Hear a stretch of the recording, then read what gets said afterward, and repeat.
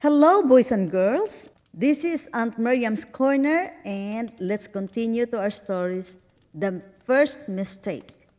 Those first few days that Adam and Eve spent in the Garden of Eden must have been supremely happy ones. They didn't have a care in the world, not a single one. How well they felt, how strong, how radiantly healthy. They didn't know what sickness meant. They never had a headache or a toothache. Day after day, they awoke from untroubled sleep, fresh as daisies, ready for anything. Life was one glorious picnic. Their work was so pleasant and easy. It was just like a play. For all that God asked them to do in their lovely garden home was to dress it and to keep it. There were no weeds, no thorns, or thistles to bother them, nor did they have to spend long hours putting up buildings or making clothes. The climate was so warm and delightful that they didn't need any. As for food, the finest fruits, nuts, and vegetables, full of life-giving vitamins, were all around them. They could have all they wanted just for the picking, so they didn't have to do any cooking or washing up. Such was man's first home, beautiful, peaceful, and happy beyond words.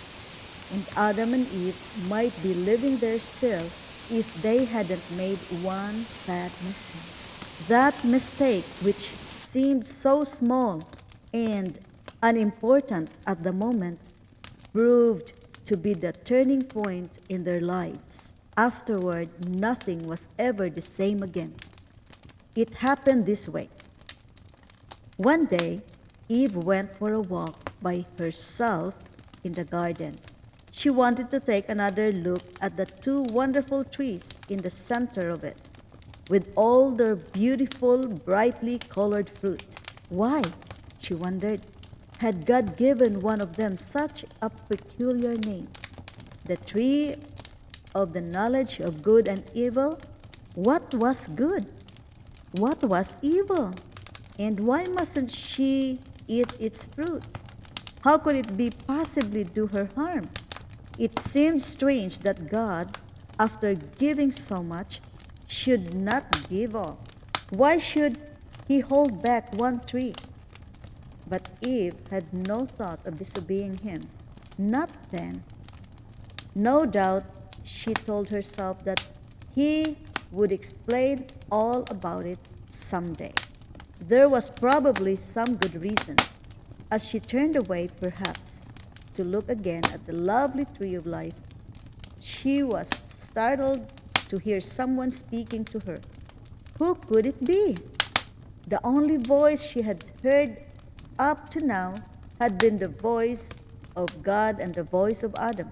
Now someone else was speaking. Astonished, she looked this way and that, but saw nobody. Then she noticed that the voice was coming from a serpent. How very remarkable! An animal that could talk. She waited to see if it would speak again. It did, and its voice was so friendly and pleasing that any fears she may have had disappeared. After all, it was rather nice to have someone else to talk to, even though it was only a serpent. Who was this serpent? And why was it able to talk? The Bible tells us that it was the devil and Satan, which deceiveth the whole world. First known as Lucifer, the light bearer, he was once a leader of the angels in heaven. But he rebelled against God and was cast out of heaven. Then it was that he came to this earth to take revenge on God by trying to spoil his plans for man's happiness. Of course, Eve did not know all this, not then. If she had, she surely would not have listened to him. All she knew was that here was a most unusual creature talking to her in a kindly, gracious voice. And the serpent said, Yea, hath God said, "Ye shall not eat of every tree of the garden?" "Yes," replied Eve innocently. "That's right. We may eat of the fruit of the trees of the garden, but of the fruit of the tree which is in the midst of the garden, God hath said, Ye shall not eat of it, neither shall ye touch it, lest ye die." "Ye shall not surely die," said the serpent in a joking sort of way, as though nothing of the sort could possibly happen. Strange, Eve must have thought. This creature is actually contradicting God. How dare he? It isn't right. She should have run before the scene and told Adam and God what had happened. But she didn't. She stayed. She listened. And here, she made her first mistake.